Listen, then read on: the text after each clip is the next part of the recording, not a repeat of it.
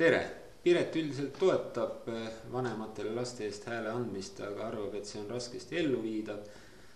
Ja ka näeb ta probleemi selles, et kui lapsel ja tema puhul olevat see nii, kui tema lapsel on temast erinevad poliitilised vaated, et kuidas siis saab vanem lapse eest hääletada, et kas ta peab, ja see ongi diskussiooni koht, kas ta peab arvestama lapse tahet või võib peale suruda oma.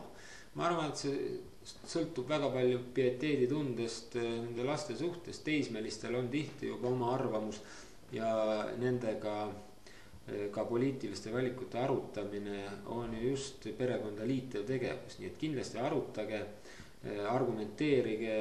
Tihti on vanematel ja lastel ühtsed poliitilised vaated, aga kui need lahknevad ja kui te tunnete, et te esindate ikkagi oma last valimiskasti juures, siis tehke tema häälega nii, nagu ta seda on arvanud.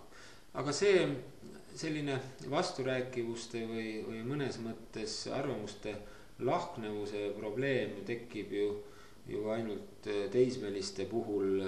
Süsteem minu poolt välja pakutuna laieneb ikkagi kõigile lastele ja kõigi laste eest antakse vanematele hääl valimistel ja 1, 3, 5 aastasi põhimõtteliselt me ei saaks kahtlustada väga küpses huvis poliitika vastu.